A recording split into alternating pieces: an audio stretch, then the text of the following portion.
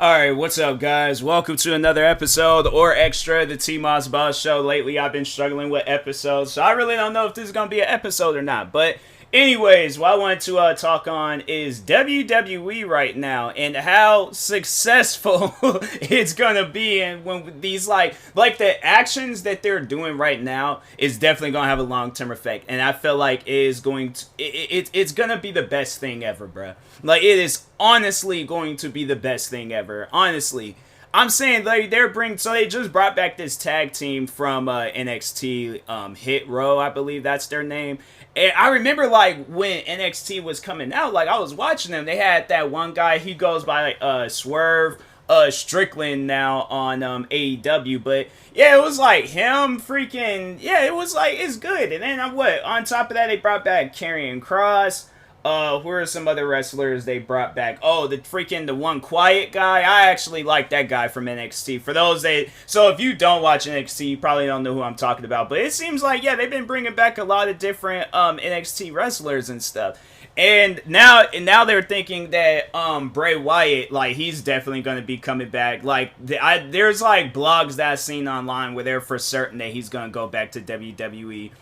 And, yeah, I honestly feel like in the route that they're heading down, like, you definitely, because, see, here's what I personally think.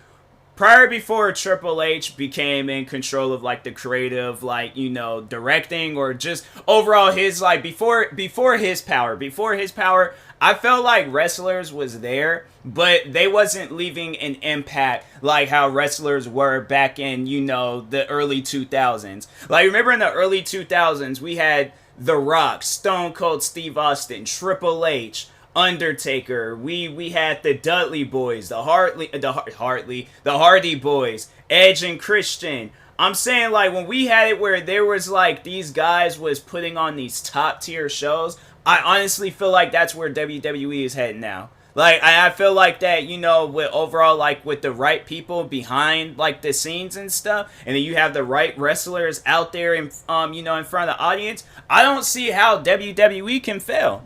I really don't. So it confuses me. It confuses me on why did they let go of all of these different wrestlers? Because, seriously, and I think I said this before, I don't think it was ever about budget cuts. Now, the reason why I say that is because look at how successful WWE is. Even during this time period when it was the PG era, where a good portion of their stuff was online only. So like NXT pay-per-views, like, well, not pay-per-views, but like, yeah, more so NXT before, like, you know, and then like before they went on to Peacock and all this other extra stuff. Like before Triple H, like, his control. I mean, it wasn't like Triple H had like full control over what was going on behind the scenes. I do feel like at one point in time, WWE was like, it was good, it was great.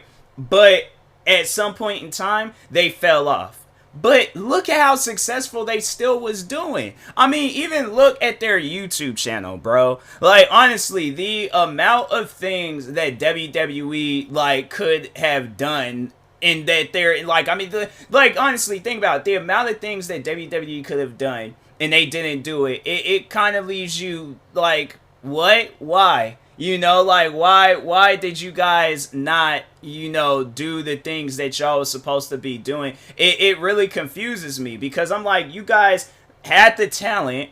I'm saying, like, I look at some of the background of these, like, wrestlers and stuff, and it confuses me on how many talented wrestlers they had, and they let go of them.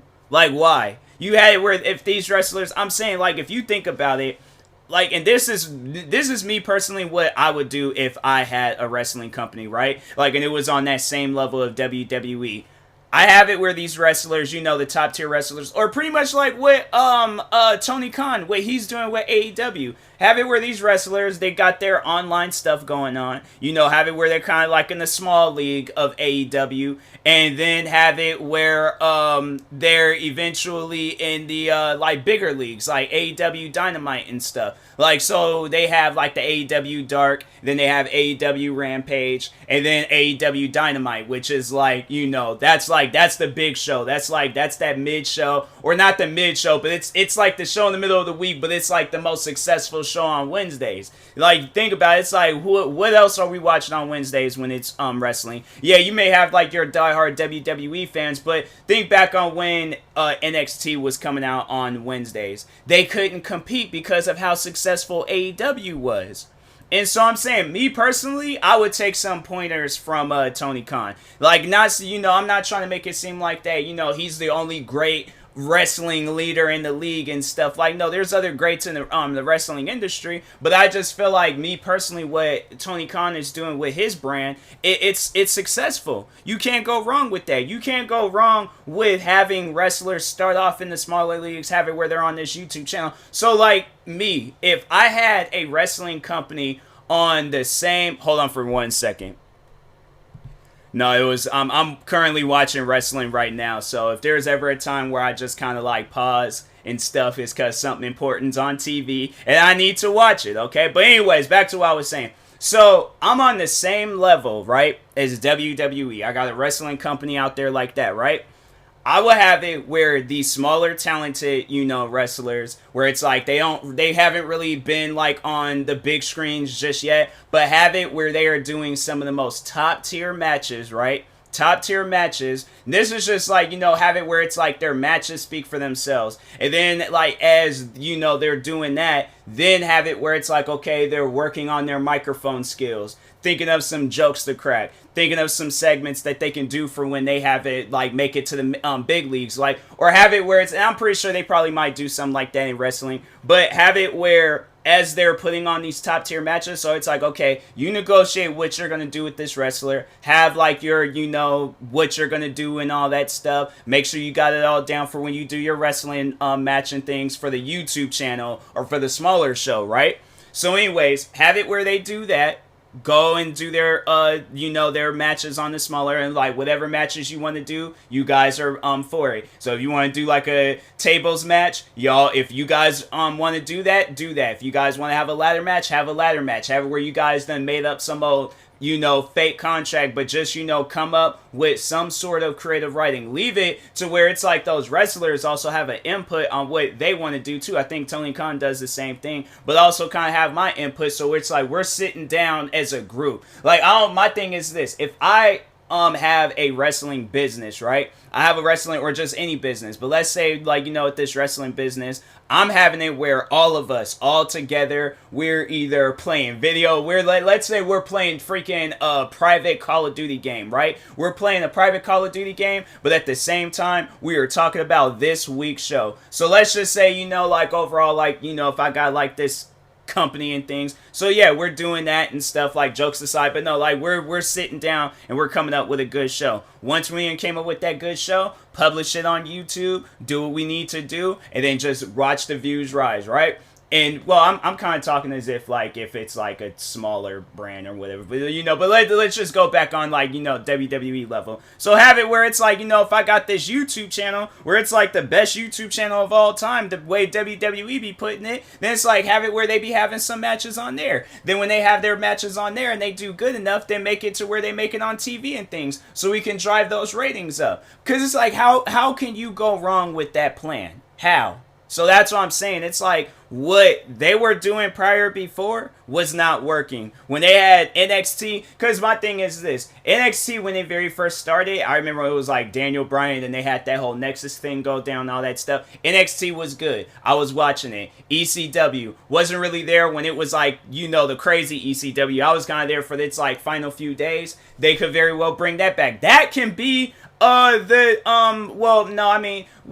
then again, I don't know, because, like, NXT is already good. I'm like, I feel like maybe they shouldn't have gotten rid of NXT, or not NXT, but ECW. They should have maybe had it where NXT was, like, the YouTube, like, show, kind of like how they got AEW Dark. So had it where it was like that, and then, like, it's Monday Night Raw, Tuesday night ECW and then Friday night SmackDown and stuff. Have it where it's kind of set up like that, and then have it where NXT, it's the YouTube, like, so it's the development where it's like you're seeing these wrestlers grow. And I'm pretty sure fans would love to see that, like, you know, the wrestlers, like, you know, not being like Undertaker, not being Undertaker, like Undertaker, the man behind Undertaker, coming up with some Undertaker stuff. Like, let's say if he was coming out in this day and age and things, like, I definitely would have it where that would be some of the like, you know, the stuff that people watch, where it's like it's the wrestler like coming up with what they want to do and things.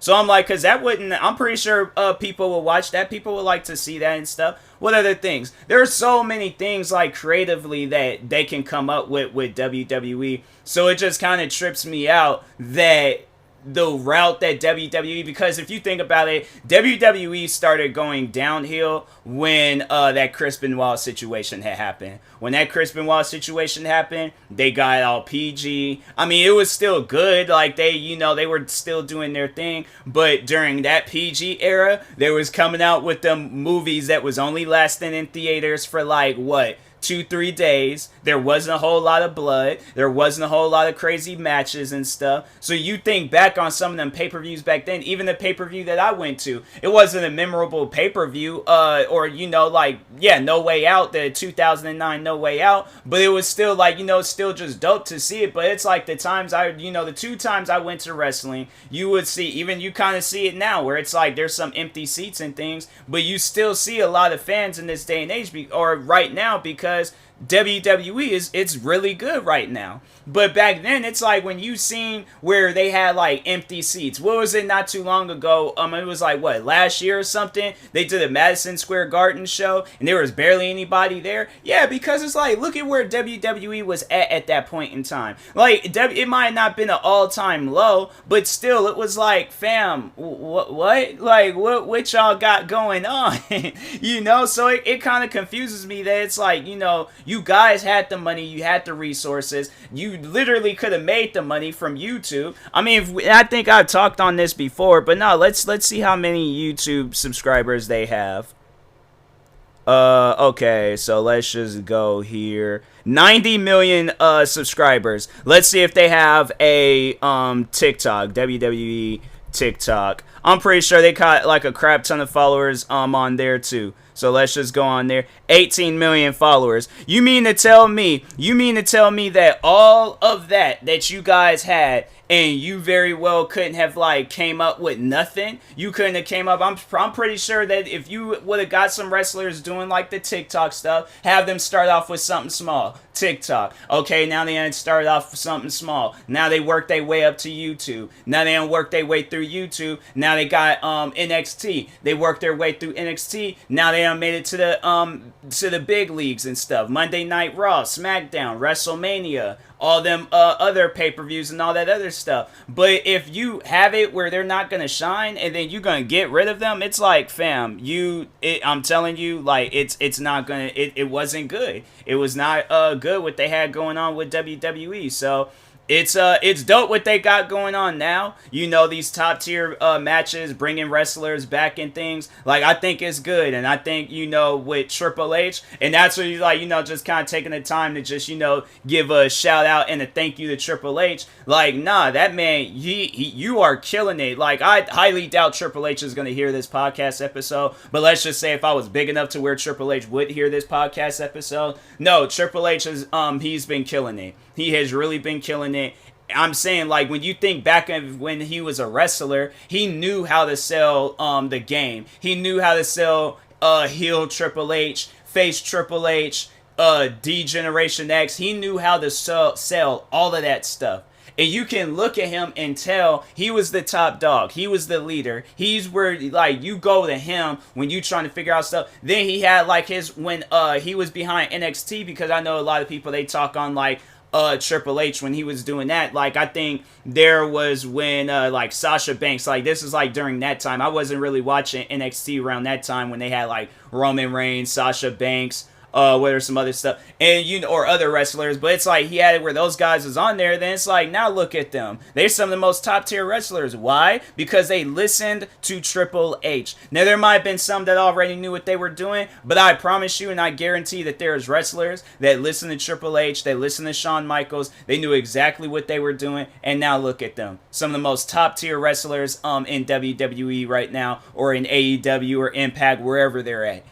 Because of that man, Triple H. Like, if you guys want to develop as a wrestler, you go. And I think he did come out on Logan Paul's podcast, and he was like, how to be a wrestler. I'm like, I think if there's anybody in this world where I'm going to take advice from being a wrestler, like if he were to write a book or whatever, and I'd like him, let's say, kid me wanted to be a wrestler in his adult years, right? Let's say if I wanted to be a wrestler right now, I 100% would listen to what Triple H has to say. So that's why I'm like, you know what? Nah, man. It's like Triple H, GOAT. Okay, when it comes to wrestling, GOAT. Greatest of all time. All right. So anyways, and that being said, I will talk to y'all later. Thank you guys for watching and or listening. If you're viewing this on YouTube, make sure you like and subscribe. And if you're viewing this on the podcast streaming service, make sure you follow or subscribe, however it's set up. Make sure you subscribe to one of my 43 YouTube channels. Follow me on Twitter, TikTok, Twitch, and Instagram at TMossBoss. And make sure you follow my Facebook page at TMossBoss fan page. Also, if you're purchasing any tickets from SeatGeek, make sure you use my promo code TMossBoss. It will knock $20 off your first purchase. Thank you guys for watching and or listening, and peace.